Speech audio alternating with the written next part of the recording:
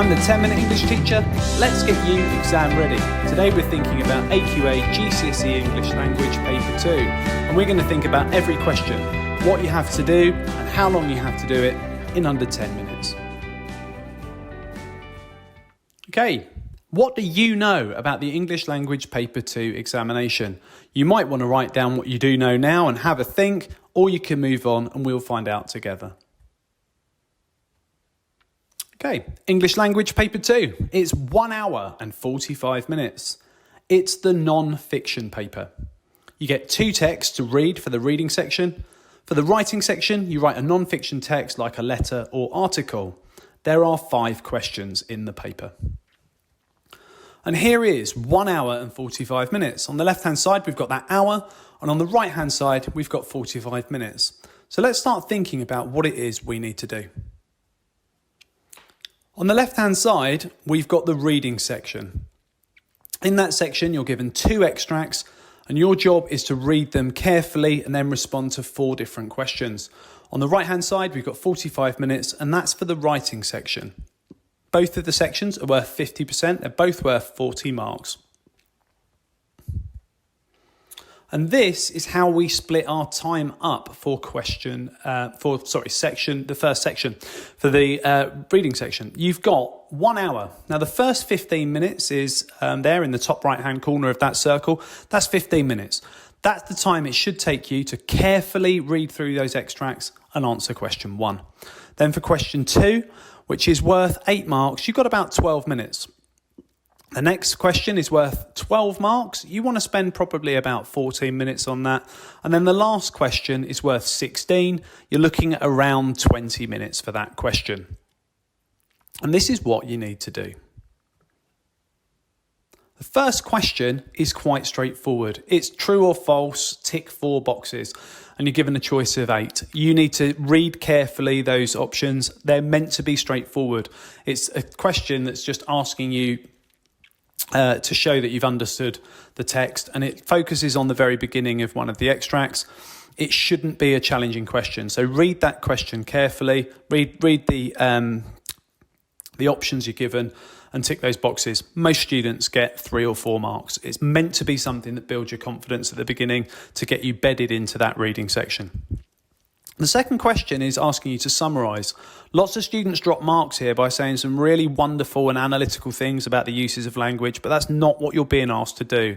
There'll be a difference between the 2 texts, and your job is to summarise them, which means talking about each one, show the difference, but you might be wanting to use 3 or 4 quotes from each of the extracts, and you haven't got a lot of time. We're talking about 12 minutes here, so we're writing a very concise summary, pulling out information and using evidence from the text, using those references, but not analysing the language. That isn't what this is asking you to do. It's asking you to scan through those texts and find the relevant information. The third question is asking you to analyse language. You're given a section of the text to explore, and your job is to think about what words and phrases have been used by the writer and why.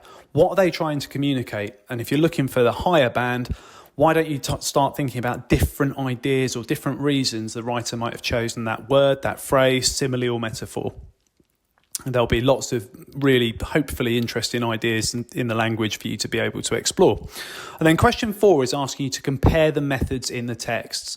And when we talk about methods, we're ultimately talking about uses of language. That's what most students tend to opt for to discuss. So compare the way they use language.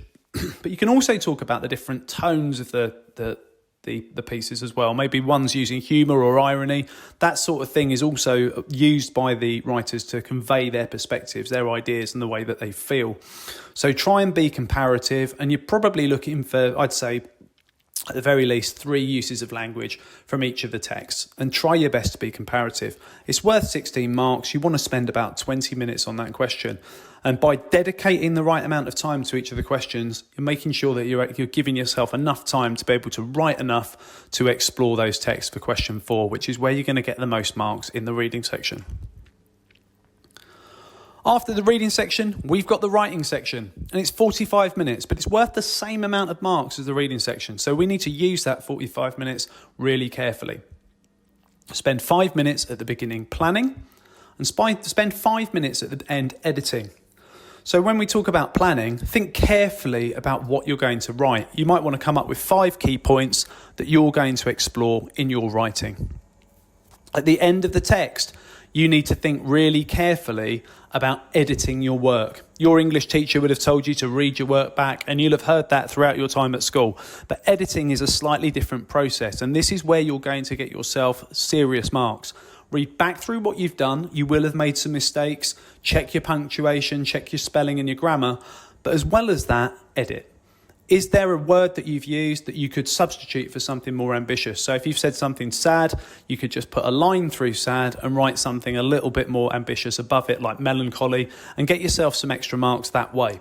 By editing your work, you're going to really improve it. And over 2 papers, planning your work and editing is worth a grade. So make sure that you take that time, those 10 minutes in that 45, to do that really carefully. Plan at the beginning, edit at the end.